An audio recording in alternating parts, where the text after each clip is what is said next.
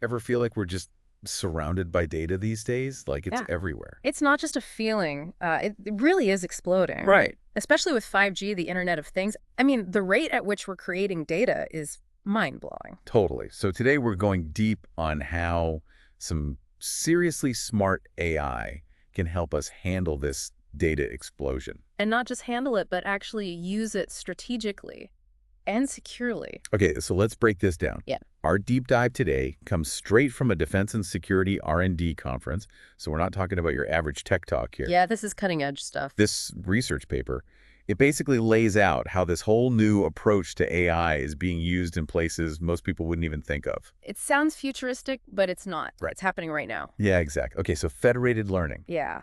Sounds like we should be talking about Starfleet or something. I know, right? But the concept itself is actually pretty simple. Okay. Imagine instead of all the data in the world going to one giant AI model, that AI model is actually sent out to where the data already is. So instead of bringing all the data to one central location, we're sending out the AI to analyze it on site. Exactly. And that has huge implications for data privacy and security, which is obviously crucial when you're dealing with sensitive information. Right, because a single point of failure with all your data is like the worst case scenario. Right. But how does it actually work in practice?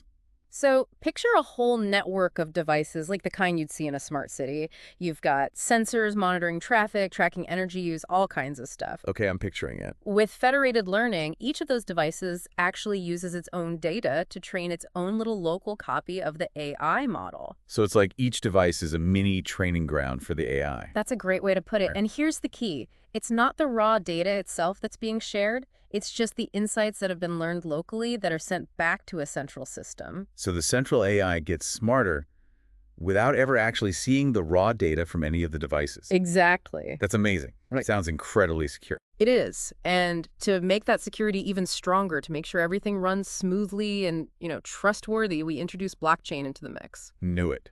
I was wondering when blockchain was going to enter the picture. But to be honest, I still mainly think of it as a cryptocurrency thing.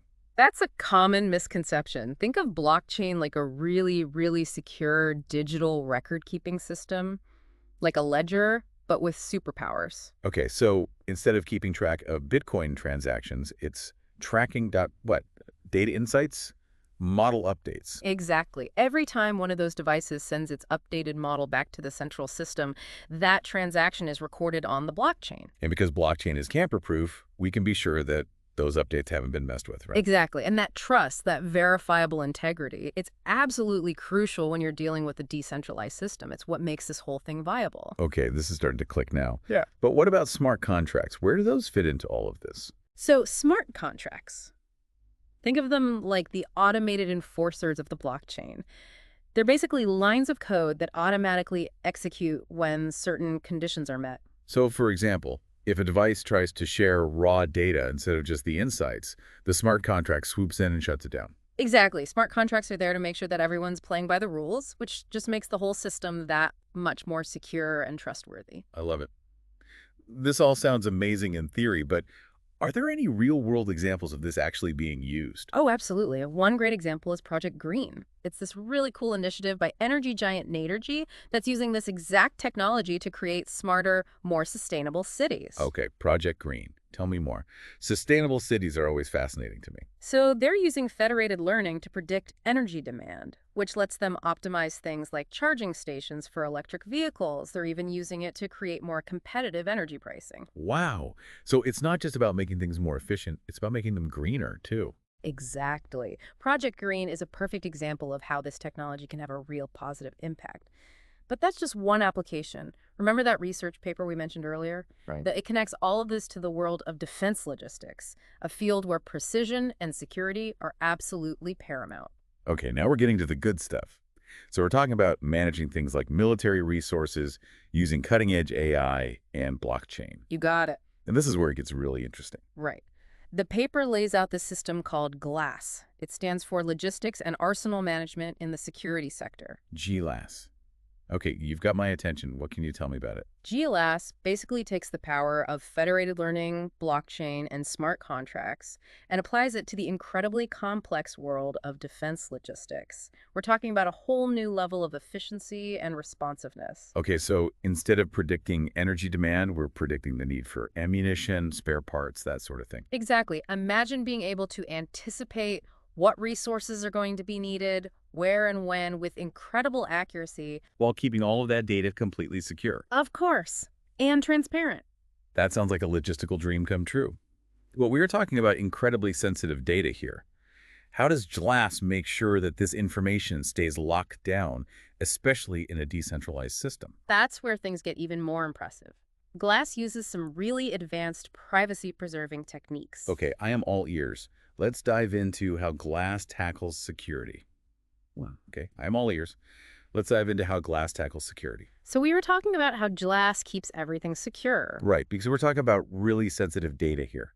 Keeping it safe is mission critical. Absolutely. One of the things GLAS uses is something called differential privacy. Okay, differential privacy. Basically, it involves adding a little bit of very carefully calculated noise to the data before it's ever shared. So it's like disguising the data just enough so that even if someone got their hands on it, they wouldn't be able to pull out any sensitive details. Exactly. It's like adding camouflage to the information itself. And then there's another technique GLAS uses called secure aggregation. What does that do? It basically allows the central system to combine the insights from all the different devices without ever revealing the individual contributions. So the central AI still gets the full picture, but it doesn't actually know which device contributed what information. Exactly. Clever. That's really clever. It's kind of like, imagine you're listening to a choir, right? You hear this amazing harmony, but you can't pick out any single voice. Oh, that's a great analogy. Yeah. Okay, but let's talk about the AI itself for a second. GLAS doesn't use just any AI, right? You're right. It uses something called physics-informed neural networks, or PINs for short. PINs. Okay, you're going to have to break that one down for me. Okay, so imagine you're trying to predict something like, let's say, the movement of supplies. A traditional AI model would probably just look at past data on supply movements and make a prediction based on that. A PNN, on the other hand, actually takes into account things like real-world physics. So in this case, maybe it would factor in things like the different speeds and constraints of different modes of transportation. So it's not just looking at historical data, it's actually understanding the underlying rules and limitations of the physical world. Exactly. And because of that deeper understanding, it can actually make more accurate predictions with less data.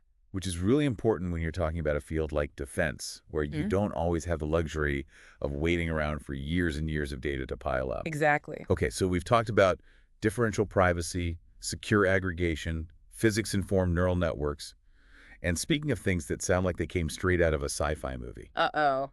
What are you thinking? Digital twins. How does GLAS use those? Ah, yes. Digital twins. This is where things get really interesting. Remember how we talked about how crucial real-time awareness is in defense logistics? Well, GLAS takes this to a whole new level. It creates a digital twin of its physical arsenals. So we're talking about like a real-time, three-dimensional model of an actual military warehouse, where you can see where everything is, how much of it there is, all of that. That's the idea. And this digital twin is constantly being fed with data from the real world. It's like having this incredible, constantly updated window into what's actually happening on the ground. That's amazing. I can only imagine how valuable that would be for decision-making. You could potentially see shortages coming before they even happen. Exactly. Or even proactively schedule maintenance based on real-time data. It's like having X-ray vision into your entire logistical network. And because it's all happening in this digital space, you can run simulations, you can test out different scenarios, you can basically try out different approaches and figure out what's going to work best all without any risk. That's incredible. GLAS is honestly sounding more and more impressive by the minute. It's pretty remarkable technology. It is. But I think it's easy to get caught up in the how and lose sight of the why, you know? Like, we can talk about all these amazing technologies, but what does it all actually mean? I agree. It's easy to get lost in the technical details and forget to ask ourselves what the real-world implications are. Why should we care? Exactly. So, why does all of this matter? Why should the person listening to this right now care about any of it? Because it's about more than just bits and bytes, right? It's about building systems that are more efficient, more adaptable, more responsive to the challenges we're facing. And that's important whether we're talking about managing military resources or optimizing energy grids or revolutionizing healthcare. It's about taking these technological advances and using them to solve real-world problems that affect all of us. Exactly. And what's really exciting is that it feels like we're not just talking about incremental improvements here. It's like we're talking about a fundamental shift in how we approach these challenges. I think you're right. Using AI not just as a tool for analyzing data, but as a partner in actually building a better future. That's a great way to put it. And the most exciting part is that we're really just getting started. We've only just begun to scratch the surface of what's possible with this technology. That's both incredibly exciting and also a little bit daunting, to be honest. Quite daunting. Because if this is what we're already capable of, if this GLAS system is already being developed, I mean, imagine what the future holds. It's a future full of possibilities. It really is. But before we get too far ahead of ourselves, Right. I think it's time to take a closer look at adaptive federated learning itself. Okay. What makes it so groundbreaking, and what can we expect to see from it in the years to come? What makes it so groundbreaking, and what can we expect to see from it in the years to come? Well, it's adaptive for a reason, right? Right. I mean, think about how we usually train AI models. You use one big data set, and once it's trained, that's pretty much it. It's static. Okay. Adaptive federated learning, though, it never stops learning. As new data comes in, the system gets smarter and more accurate. It's constantly evolving. It's like it's learning and adapting right along with the information itself. That's amazing. It is. And because it's decentralized, it's not limited to just one location. So if you have changes happening across an entire network, the system can adapt to all of them. Which makes it perfect for something as dynamic as, say, a battlefield. Exactly. I mean, imagine a system like GLAS constantly analyzing data from the field sensor readings, troop movements, all of that, and instantly adapting its strategies based on what it's learning. So we're not just reacting to a situation, we're anticipating it before it even happens. Exactly. And that is a huge strategic advantage. No kidding. But it's not just about, reacting to threats, right? No, not at all. I mean, this has implications for everything. Optimizing resources, streamlining logistics, making sure that our forces have what they need when they need it, no matter what's happening. Wow. This technology has the potential to completely change how we approach these kinds of complex operations. And it's not just limited to defense, right? Right. We've talked about smart cities, energy management, healthcare. I mean, these are all fields that are constantly changing. Exactly. Think about a healthcare system that can actually personalize your treatment in real time based on data from wearable sensors. Or an energy grid that optimizes itself based on how people are actually using power in different locations. Exactly. The possibilities really are endless. It feels like we're on the verge of a whole new era, a world where the systems we rely on are no longer static, but are constantly evolving and adapting along with us. And that's the beauty of adaptive federated learning, right? Is what makes this kind of dynamic, responsive future possible. It's like instead of us having to constantly adapt to technology, technology is finally starting to adapt to us. That's a great way to put it. It is a pretty amazing thought when you really think about it.